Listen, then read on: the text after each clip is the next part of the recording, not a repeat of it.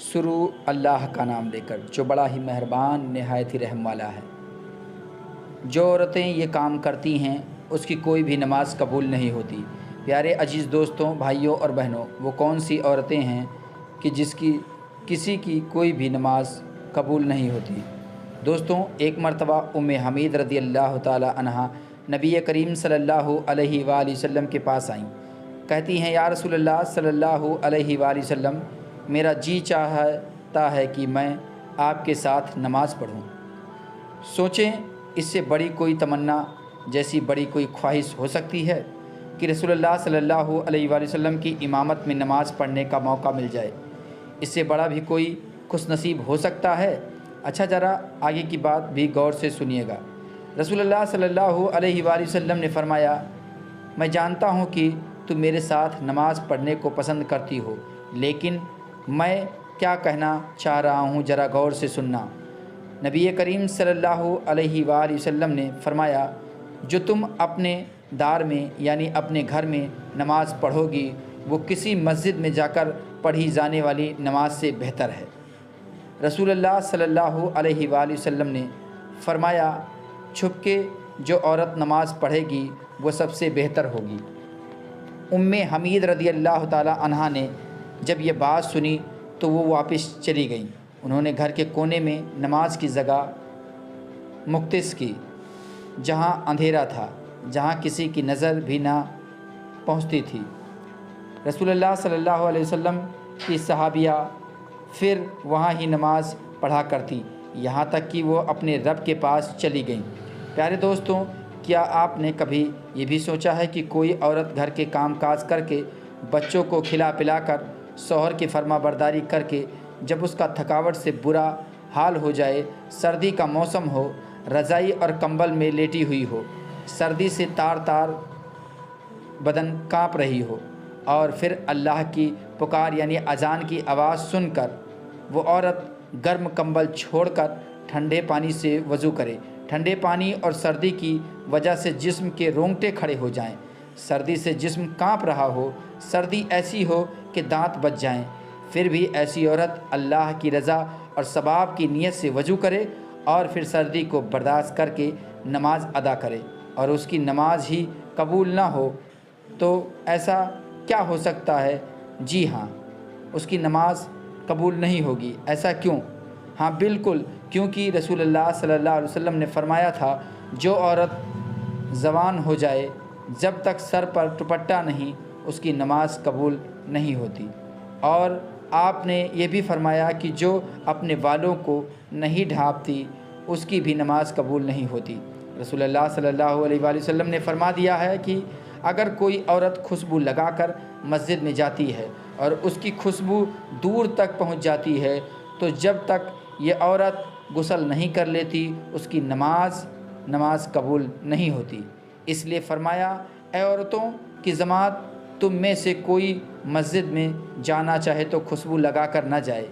مسکات المشابی کی روایت ہے کہ جب تک ایسی عورت غسل نہیں کر لیتی اس کی نماز قبول نہیں ہوتی۔ خدا بندہ کی نافرمانی کرنے والی عورت، حدیث کے الفاظ ہیں کہ 3 ایسے لوگ ہیں جن کی نماز قبول ہونا تو دور کی بات، کان سے اوپر بھی نہیں جاتی۔ وہ کون سے لوگ ہیں؟ ایسا غلام جو مالک کی اجازت کے بغیر دوڑ گیا ہے، وہ تہجد بھی پڑھے گا تو قبول نہیں ہوگا۔ ایسی عورت جو اپنے خاوند کو ناراض کر کے رات گزارتی ہیں، اس کی نماز بھی قبول نہیں ہوتی۔ رسول اللہ صلی اللہ علیہ وآلہ وسلم نے فرمایا، کیا میں تمہیں ایسی عورتوں کے بارے میں نہ بتاؤں جو قبر سے سیدھا جنت میں چلی جائیں گی؟ صحابہ اکرام نے عرض کیا، یا رسول اللہ صلی اللہ علیہ وآلہ وسلم کہ وہ خوش قسمت اور خوش نصیب عورتیں کون کون سی ہیں؟ آپ نے فرمایا، زیادہ بچے جننے والی عورت یعنی زیادہ بچے پیدا کرنے والی عورت مرنے کے بعد قبر سے سیدھا جنت میں جائے گی۔ پھر فرمایا، جب شوہر ناراض ہو جائے تو شوہر کو جلدی راضی کرنے والی عورت، جب شوہر ناراض ہو جائے تو شوہر کے ہاتھوں میں ہاتھ رکھ کر جو بیوی کہتی ہو، اے میرے سرتاج، جب تک آپ راضی نہیں ہوں گے میں کھانا نہیں کھاؤں گی۔ جب تک آپ راضی نہیں ہوں گے میں پانی نہیں پیوں گی، جب تک آپ راضی نہیں ہوں گے میں بناؤ سنگار نہیں کروں گی، جب تک آپ راضی نہیں ہوں گے میں زیورات نہیں پہنوں گی، جب تک آپ راضی نہیں ہوں گے میں اس وقت تک اپنی آنکھوں میں کاجل یا سرما ہرگز نہیں لگاؤں گی۔ وہ عورت جو اپنے شوہر کے ساتھ ٹوٹ کر محبت کرتی ہے، ٹوٹ کر پیار کرتی ہے، اللہ تعالیٰ اور اس کے رسول کی رضا کے لیے اپنے شوہر کی عزت کرتی ہے، ادب کرتی ہے، احترام کرتی ہے، شوہر کی خامیاں دوسری عورتوں کے سامنے بیان نہیں کرتی، ہمیشہ شوہر کی تعریف ہی بیان کرتی ہے۔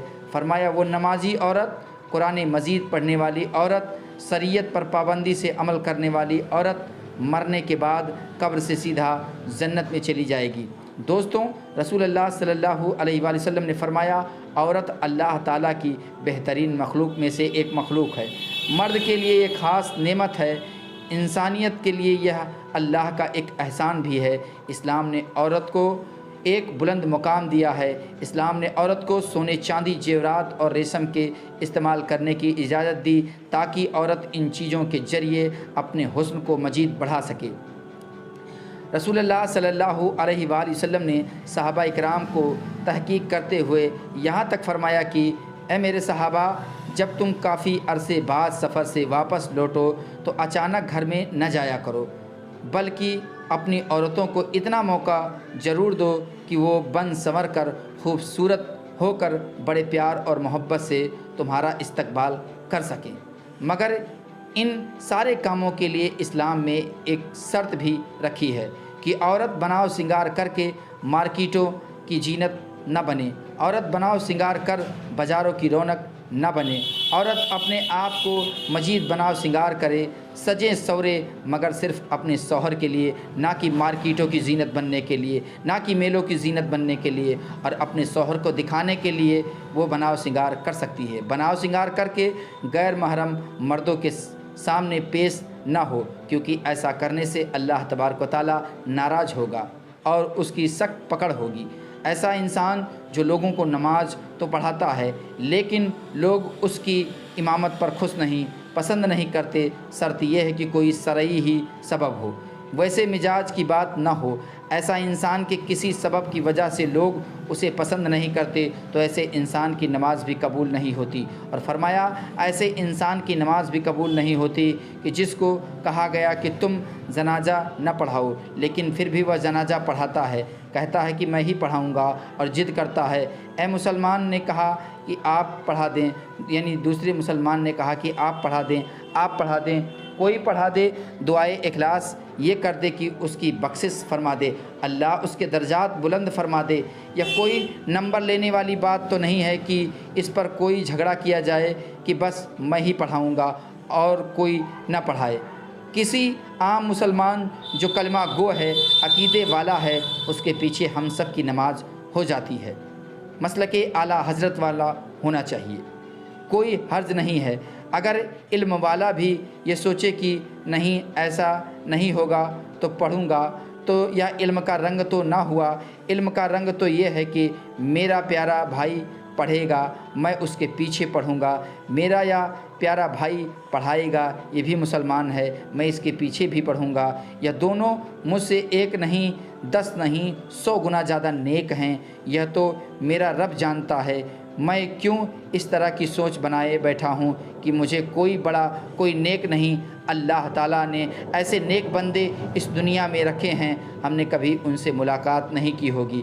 اللہ تبارک و تعالیٰ کے بڑے بڑے نیک بندے ہیں۔ امام باغی کہا کرتے تھے کہ تقویٰ کی تعریفیں تو لوگ بہت کرتے ہیں، تقویٰ یہ بھی ہے کہ اس وقت تک انسان صحیح متقی نہیں بنتا جب تک دوسروں کو اپنے سے اچھا نہیں سمجھتا۔ ایسا تقویٰ بھی ہمیں نصیب اللہ تعالیٰ فرمائے، ہم سب کو صحیح کام کرنے کی توفیق عطا فرمائے اور اپنی رحمت سے مالا مال فرمائے، ہمیں نیک کام کرنے کی توفیق عطا فرمائے، آمین ثم آمین۔ پیارے عزیز دوستوں، امید کرتا ہوں کہ آج کی ویڈیو آپ کو پسند آئی ہوگی۔